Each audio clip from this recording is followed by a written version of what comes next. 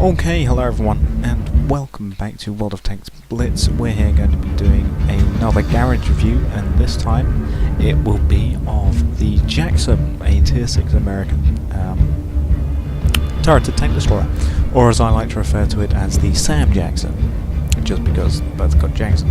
And we're here in the special McCragg's Thunder hangar, which is very nice with a remodeled Fort Despair.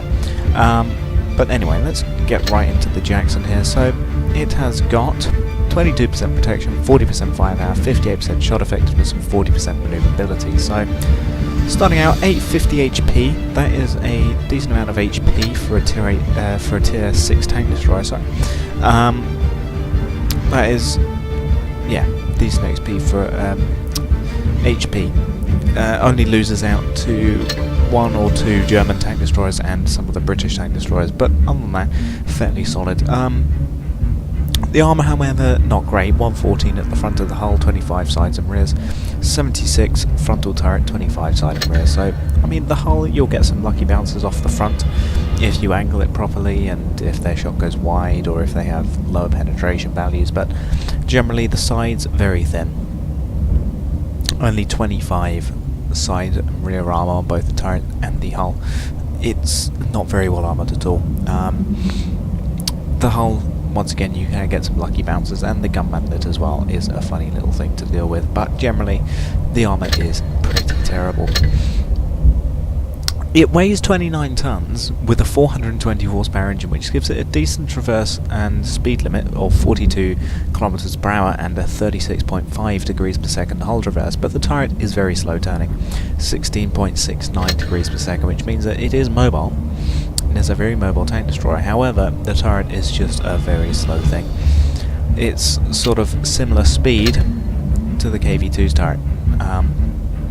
There you go. It's exactly the same turret traverse as the KV-2's turret, and that is of course the trade-off for turret to tank destroyers. Their turrets are very slow to turn. But generally it's mobile enough, it's got decent mobility for the tank, other than of course the traverse speed. As for the turret, again, 240 meters view range, 30 ton load limit, so only 1 or so tons to play around with, which isn't a lot actually. But it does, of course, once again have very good traverse speed. Now we come to the gun. So the stock gun is this 76, which you will get on the Wolverine, and well, it's not that great to be honest. Not in terms of penetration at least. However, it's got decent accuracy and aim time.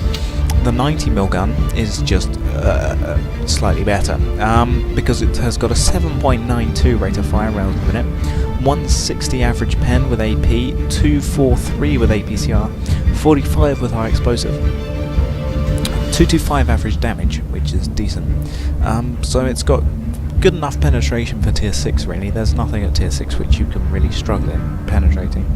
And it's got very good APCR penetration. It's got very nice damage, 225, which is very punchy loads of damage, 190 with APCR, 270 with HG. It's very accurate with a good aim time, 0.33 accuracy and a 3.8 second aim time, which is very good. And yeah, it's a really nice gun. So overall, it's got a very good gun. It's a decently mobile tank. It has trollish frontal armour in some respects, and yeah, it's a decent enough tank destroyer. Now you carry along a total of 47 rounds, so you can swap them up as you wish. As for provisions, you've got standard and improved fuel for 3 and 10% respectively to engine power and turret traverse. Then you've got can of cola and case of cola for plus 3 or 10% respectively to crew mastery. Then you've got protective kit, 15% to protection of crew from injuries, 10% speed and module repair, 20% fire protection, and 10% ammo and fuel tank durability. And then of course you've got, so you can go ahead and mount something there if you want. As for consumables, you've got your standard repair, first aid, fire extinguisher, engine power boost for 20% engine power for 15 seconds, and then adrenaline, 20% load speed and 10% chance of damaging enemy vehicle modules for 15 seconds. So yeah, go ahead and mount some of them on, and then the multi-purpose restoration pack is these 3 things rolled into one, so you can go ahead and put on some of them if you want. And now we come to the equipment. Now I would suggest gun rammer, because calibrated shells, you don't really need it. You've got decent enough penetration on your AP HP, so you don't really need calibrated shells. So I would say gun rammer, then protected modules for the extra protection of the engine, transmission and ammo, and 10% to suspension and fuel tank durability. Then I would say definitely go with Caminet. You're a tank destroyer. You rely on your camouflage, so yeah, definitely Caminet. Then I would say Supercharge over Enhanced Gun Lane Drive, because you don't really need the gun lane drive because you have good aim time anyway, so I would say Supercharge for the shell velocity and penetration decrease over distance, so definitely go with that.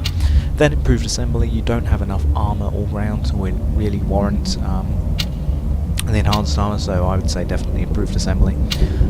Then I would say Engine Accelerator to get to your top speed quicker, because you have very good traverse speed anyway, on the hull at least, so I would say definitely Engine Accelerator. Then I would say Vertical Stabilizers, because you may want to snap off some shots. Your turret turns very slow anyway, so not going to be that much bloom, so may as well go with Vertical Stabilizers, because you don't really need the refined gun. I mean, you can get it down to 0.319 accuracy, but it's decent enough accuracy with 0.33 anyway, so yeah. And then really your choice of those two, and then your choice of whatever those two things are. So overall, the Sam Jackson, it's a very nice tank destroyer. I do like it. It's got a very good gun, and it's got trollish armour, and it's also pretty mobile as well, and it's overall a decent tank to drive about on the battlefield. So I will thank you for watching, and goodbye.